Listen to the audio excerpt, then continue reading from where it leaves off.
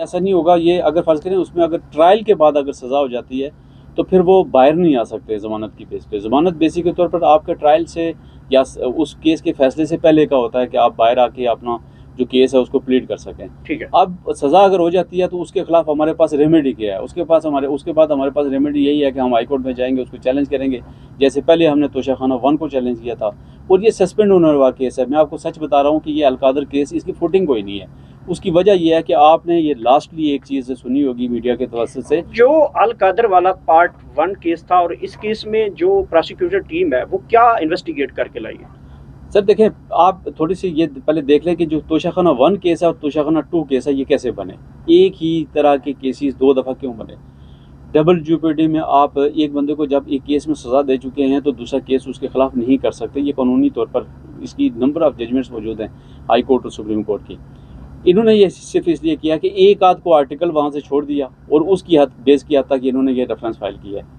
लेकिन मैं आपको ये बता रहा हूँ कि चूँकि एक सबसे इम्पॉर्टेंट जो मामला था अलकादर वाला, जो मैं कहना चाह रहा था, वो आपने बीच में से दूसरा सवाल कर दिया, वो बहुत इंपॉर्टेंट है कि आईओ पे जिस वक्त इन्वेस्टिगेशन ऑफिसर पे जिरा हुई जो अभी चल रही है, उस जिरा के दौरान जब वकील ने उनसे सवाल किया कि क्या इस अलकादर के हवाले से कोई पहले भी इंक्वायरी हो चुकी है, तो उसने जवाब दिया जी कि बिल्कुल हो चुकी है और 2020 में उसको बंद कर दिया गया था। जिसकी वजह से जो लीगल टीम है उसने एक एप्लीकेशन मूव की वहीं कोर्ट में कि भाई अगर वो क्लोज हो चुकी थी तो उसके डॉक्यूमेंट्स प्रोवाइड किए जाएँ ताकि हम मज़ीद बेहतर जिरा कर सकें और देख सकें कि वो इंक्वायरी क्यों बंद हुई थी। वो एप्लीकेशन खारिज कर दी थी नैब की जज ने। उस एप्लीकेशन को हमने चैलेंज किया इस्लामाबाद हाई कोर्ट में। ये रिसेंटली जो आपने देखा होगा कि उन्होंने आके दूसरी नैब ने आके इस्लामाबाद हाई कोर्ट में मियाँ गुल साहब की कोर्ट में वो सारे डॉक्यूमेंट्स प्रोवाइड किए हैं जो डॉक्यूमेंट्स हम वहाँ मांग रहे थे ट्रायल कोर्ट में। अब वो डॉक्यूमेंट्स प्रोवाइड होने के बाद हमने उस पर फिर आप मज़ीद उजरा करनी है। जो अभी 4 तारीख के लिए केस फिक्स है, 4 तारीख को मज़ीद जरा होगी। उस केस के गबारे से हवा निकल चुकी। उसकी वजह यह है कि आप एक दफ़ा इंक्वायरी करके बंद कर देंगे ना तो फिर दोबारा इंक्वायरी नहीं कर सकते हैं आप। ये बड़ा क्लियर है। अच्छा, कल जो आपने असेंबली के फ्लोर के ऊपर सुनी गुफ्तगू, एक स्टेट ही अपनी इदारे के खिलाफ बेसिकली गुफ्तगू और चार्जशीट कर रही थी, इमरान खान साहब को जेल में मंशियात भेजी जाती है। इसके एनुअल पहलू क्या हो सकते हैं कि अगर स्टेट ही अपने इदारे के खिलाफ कर सकती, क्या इदारा जो है वो फिर स्टेट के ऊपर आके उसके खिलाफ कोई चार्जशीट कर सकता है, या फिर स्टेट जो है वो किस बिहाफ के ऊपर अपने इदारे के ऊपर कर सकती है? और उसमें पाकिस्तान तहरीक-ए-इंसाफ अगर इस सारे मुद्दे को जो है वो इन्वेस्टिगेट करवाए तो क्या अलग से पाकिस्तान तहरीक-ए-इंसाफ इसमें दे सकती है, जैसे कि कल हनीफ अब्बासी साहब ने कहा कि अडियाला जेल में इमरान खान को तो मंशियात प्रॉपरली सप्लाई की जा रही है? अच्छा, ये चूँकि एक ऐसा फोरम है जिसको सबसे मोतबर फोरम तस्वर किया जाता है, जो कौमी असम्बली है, यहाँ की हायर की हुई बात को रिकॉर्ड किया जाता है और वो रिकॉर्ड का हिस्सा रहती है। और वहाँ पर अगर आप कोई इस तरीके से अब्यूज़ लैंग्वेज यूज़ करेंगे या किसी के खिलाफ ऐसे एलिगेशन लगाएंगे जिसका आपके पास प्रूफ कोई नहीं है, तो उसके लिए सबसे पहले जो कस्टोडियन है आपका, वो है आपका स्पीकर असम्बली।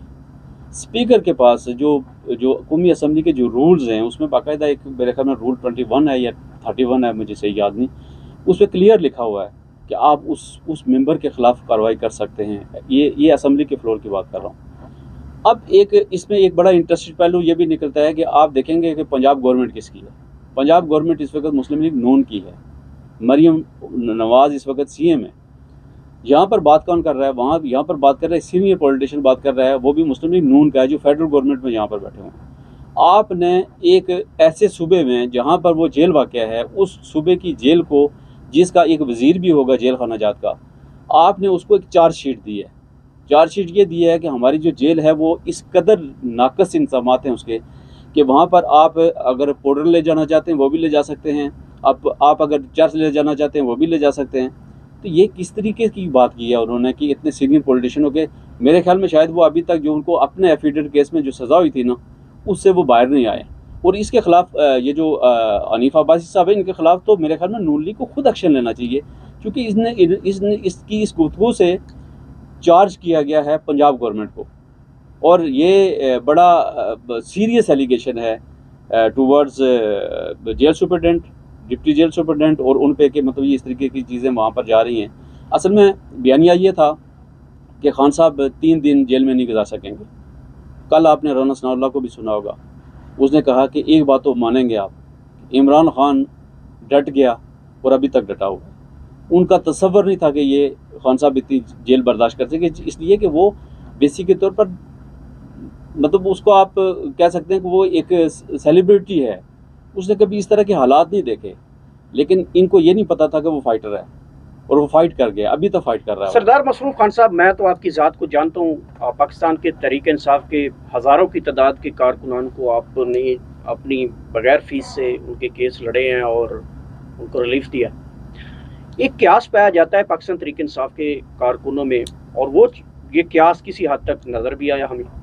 वो ये क्यास करते हैं कि जो मौजूदा क़यादत है और मौजूदा वकला हैं पाकिस्तान तहरीक इंसाफ के, ये इमरान खान को रिहा होने ही नहीं देते। क्या क्यास ये ठीक है? इसका थोड़ा सा इशारा अलीमा बाजी ने भी किया, अलीमा खान साहबा जो इमरान खान की सिस्टर हैं, उन्होंने भी किया कि हमें अब कोई उम्मीद नहीं है कि इस क़यादत से।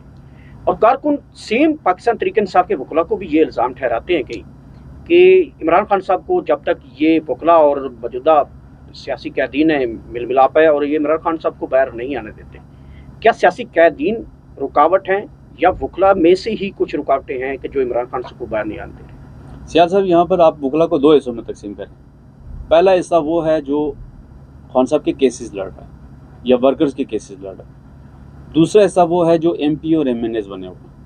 अगर आप MP और MNA की बात कर रहे हैं तो मेरा उससे कोई वास्ता नहीं है, मैं उसके मतलब कोई जवाब नहीं दूंगा, क्योंकि जो लीडरशिप इस बारे फिर जो तसर अलीमा बाजी करती हैं या आम कारकुन करता है वो फिर दुरुस्त है? नहीं, मैं ये नहीं कह रहा हूँ कि दुरुस्त है, मैं ये कह रहा हूँ कि इसके मतलब वो खुद बताएंगे जो लीगल टीम है जिनकी तरफ से हम केसेस कर रहे हैं। मैं बाय गॉड आपको ये बात बता रहा हूँ कि पाकिस्तान तहरीक इंसाफ का जो लीगल विंग है, इंसाफ लायर फोरम है, जितने केसेस पाकिस्तान तहरीक इंसाफ के वर्कर्स के खिलाफ और लीडर्स के खिलाफ बनाए गए, मैं गारंटी से ये बात कहता हूँ कि अगर किसी दूसरी जमात के खिलाफ लाए जाते तो इस वक्त तक वो सारे क्या कहते हैं लम लेट हो चुके होते, यानी उनके बस में न होता कि ये केसेस में। आप अंदाज़ा नहीं करेंगे, ATC कोर्ट में 4 केसेस डील करते हैं तो 4 आपके डिस्ट्रिक्ट कोर्ट में लगे होते हैं, 4 वहाँ से डील करते हैं तो आपके 4 हाई कोर्ट में लगे होते हैं, वहाँ से फारूक होते हैं तो 4 सुप्रीम कोर्ट में लगे होते हैं।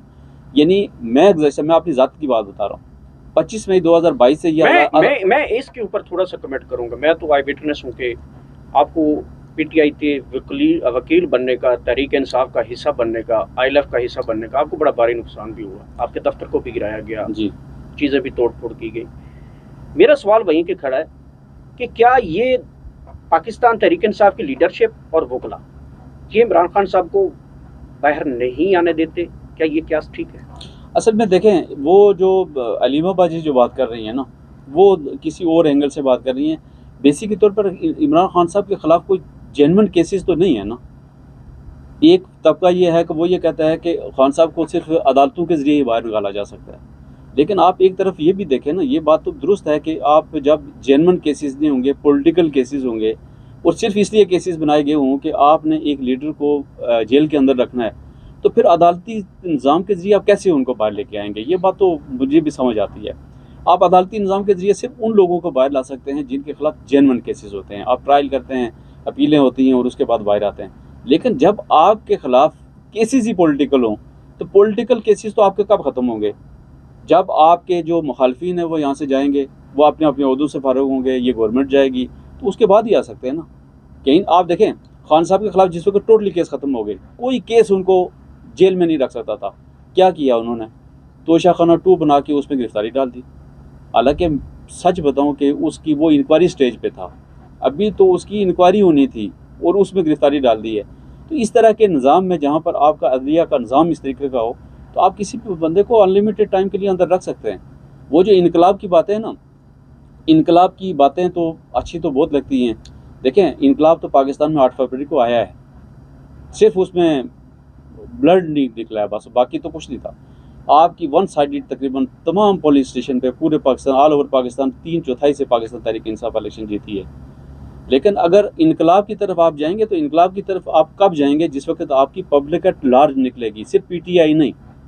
देखें, इस वक्त बिजली के बिलों की तकलीफ किसको हो रही है? ठीक है, पब्लिक एट लार्ज को हो रही है। साहब मुझे ये बताएं कि काजी साहब की एक्सटेंशन की बात चल रही है और पाकिस्तान तहरीक इंसाफ की वकला की टीमें जो हैं हर स्टेटमेंट में यही चाहते हैं कि हम इसकी मजम्मत करेंगे, ये कानून के आइन के मुताबिक नहीं है और एक्सटेंशन हुई तो हम ये यूं करेंगे या यूं करेंगे।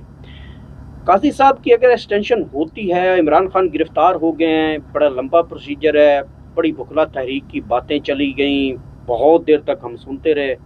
पाकिस्तान तहरीक इंसाफ के पास एक फैक्ट्री है पूरे वकला की, पूरे पाकिस्तान में। वो वकला तहरीक किधर चली गई है? वो जो आप लोग निकालना चाह रहे थे, खान की आज़ादी, आइन कानून के तहफ़्फ़ुज़ की आज़ादी, इमरान खान की आज़ादी, जो मौजूदा निज़ाम है इसके ख़िलाफ़, वो अभी तक निकलती नहीं। तो इसका कहीं ना कहीं फिर वर्कर तो सोचता है कि यार वकला इतने ज़्यादा हैं, काला कोट ने ही पाकिस्तान बनाया था, बचाया था, और अब भी रहता है एक क्यास के यहीं पाकिस्तान के लिए वकला बड़ी तहरीक है। तो इतनी लंबी लिस्ट है आपके पास वकला की पूरे पाकिस्तान में, तहरीक नहीं चलती, वजह क्या है? सर उसके बहुत सारे मार्कात हैं। आप चूँकि ये बेसिकली तौर पर जो इशू है इस वक्त मुस्लिम लीग नून, पाकिस्तान पीपल्स पार्टी या आम आदमी, वो ये समझता है कि ये सिर्फ पाकिस्तान तहरीक इंसाफ का इशू है। जिस दिन इस कौम ने ये सोचना शुरू कर दिया, ये समझना शुरू कर दिया कि ये सिर्फ पाकिस्तान तहरीक इंसाफ का इशू नहीं है, तो वकला तहरीक भी चलेगी, पब्लिक की तहरीक भी चलेगी, स्टूडेंट की भी तहरीक चलेगी, ISF की भी चलेगी। लेकिन आप ये कहें कि आप फर्ज करो 5000 की बार है अगर इस्लामाबाद, तो 5000 की बार में आप ILF के कितने वकला होंगे? ज़्यादा से ज़्यादा 200, 250, 300, 400।